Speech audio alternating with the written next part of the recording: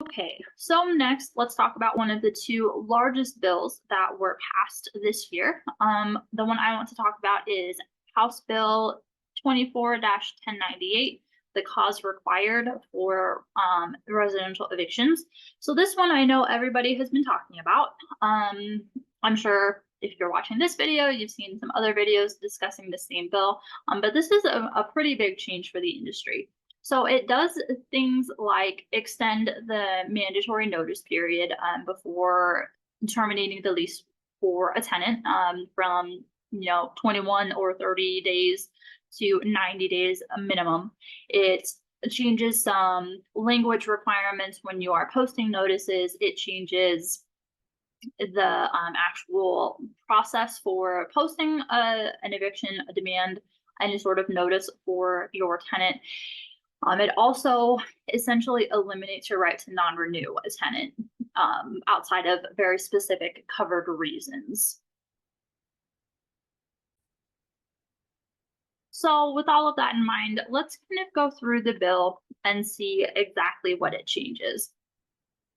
So you can still evict tenants for all of the reasons that you had before. If they are out of compliance with the lease, if they are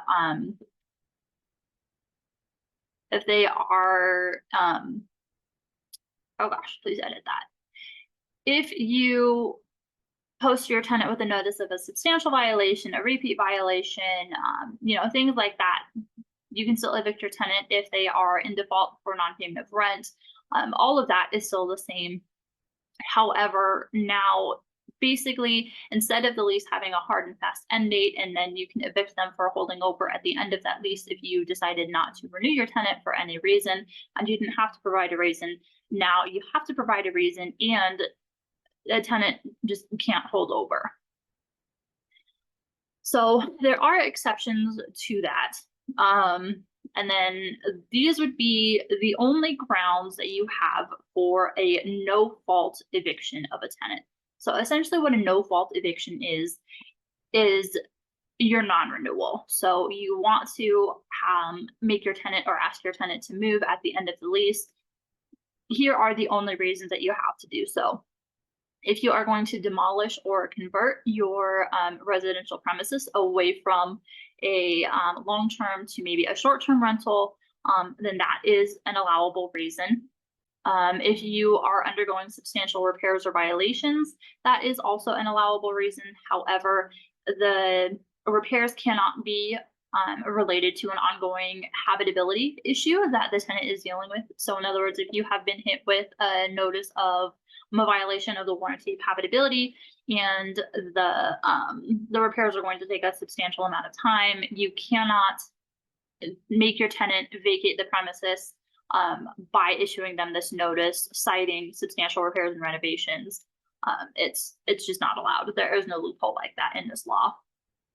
If you or a family member of the owner assumes occupancy. So this also has some limits. A family member is defined by law. We will go over that a little later. But you can't just say that, your uncle's sister is moving, well, your uncle's stepsister is moving in, or, your niece now. So things like that. They just, it's not allowed by law. If you are going to sell the property, that's fine. If you offer your tenant a lease with reasonable terms and they refuse to sign it, and then if your tenant has a history of non-payment of rent. So those are the only reasons that you can issue a notice to terminate tenancy. In all of these cases, you must give the tenant a minimum of 90 days notice. You must give them proper notice, proper written notice. You must make sure that on that notice, you have the time and date that they must vacate the premises, and that cannot be before the end of the lease. If you are going to demolish the building, then you have to include a description and timeline of the demolition or conversion, and a material demonstration of the proposed date upon which the project will commence. So if you have a building permit, or like a license to operate a short-term rental or something like that, then that would be sufficient. But you have to provide that to your tenant. If you are undergoing substantial repairs or renovations, again, this can't be related to a warranty of habitability breach. Again, you must give the tenant at least 90 days written notice. You also must provide the tenant an expected completion date and a general description of the repairs or renovations. You can't proceed with an unreasonable delay, or rather, you can't unreasonably delay the repairs or renovations once you get possession back. For any repairs or renovations expected to last less than 180 days, then you must provide the tenant a written notice in a manner that you typically use to communicate with them. And that written notice must include the expected completion dates. And then the tenant has the first right of refusal to move back in. So within 10 days of receiving that notice, the tenant can notify you and say that they want to move back in, and then you have to offer them a new lease with reasonable terms. And that those reasonable terms do allow for a rent increase as long as the increase is justified based on the new condition of the property. If the tenant accepts the new rental agreement, then they have 30 days to move in unless you guys mutually extend that timeline.